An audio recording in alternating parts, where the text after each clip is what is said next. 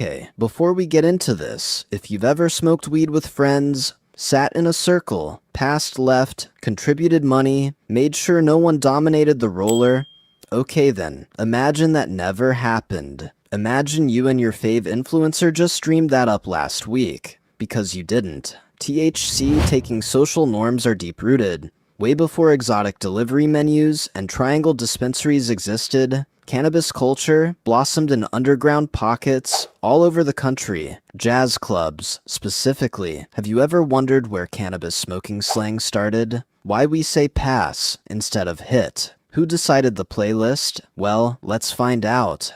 Way before marijuana wasn't taboo, or sparkly sugar cookies, vast underground networks of apartment clubs called Teapads were watering the cannabis nation. No, we're not exaggerating. This was the birthplace of slang, cannabis etiquette, and music as we know it, in secret. Everyone knows about speakeasies, boozy so-called jazz clubs, where alcoholic drinks cost you an entire night's rent. But lurking quietly underneath were Teapads. LaGuardia Committee report estimated there were over 500 active Teapads in NYC alone in the 1930s. Many concentrated in Harlem. These weren't your run-of-the-mill illegal underground speakeasies. They were Teapads, upscale apartment complexes with a secret room, house backyard setups, friends' houses with extra rooms. Places people lived transformed into chic, well-curated, discreet social clubs.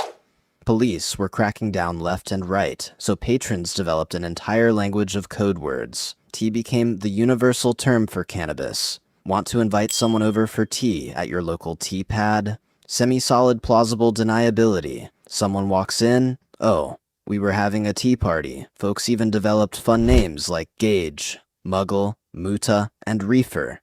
Drinks at a speakeasy, probably picking your wallet.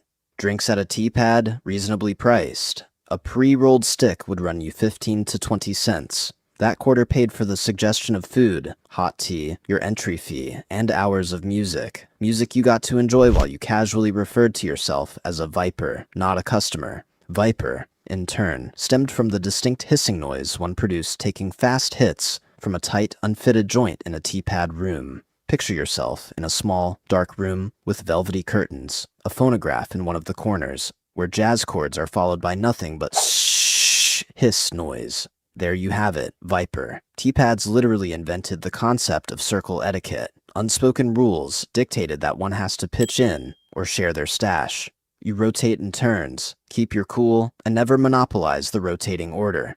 In case of any trouble, drama, or aggressiveness, one immediately gets on the blacklist and gets thrown out of Teapads. Speaking of high standards, meet one of the original plugs of Harlem, Milton Mesro. Mesro was a white Jewish jazz clarinetist who moved to Harlem and was a pivotal figure of Harlem's nightlife. Obsessed with quality, he used to roll such joints that were so thick, pure, and clean that a mez roll, or mighty mez, became universal East Coast slang for a perfect joint. So, we move on to the most amazing part of Teapad history, which is integration. During the 1920s and 30s, Jim Crow laws dictated complete segregation all over America. Even at such famous Harlem jazz clubs, black musicians had to perform on stage, while black guests were not allowed to sit and enjoy the music. Teapads were totally the opposite. Inside a teapad, race did not matter. Black, white, Latino, and Asian poets, artists, and musicians would meet in private Harlem apartments as equals.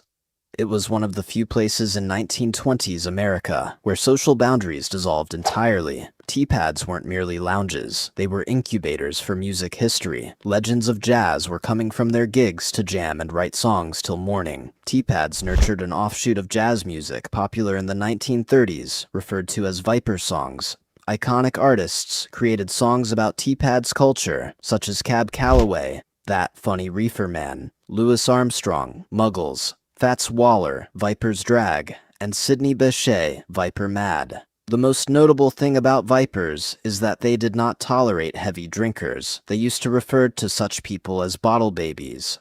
Musicians realized that alcohol makes musicians loud and aggressive, and takes away their ability to play music. On the other hand, musicians found out that tea helped them perceive time more slowly, to enable them to improvise swing rhythms, and play well while sober the following day.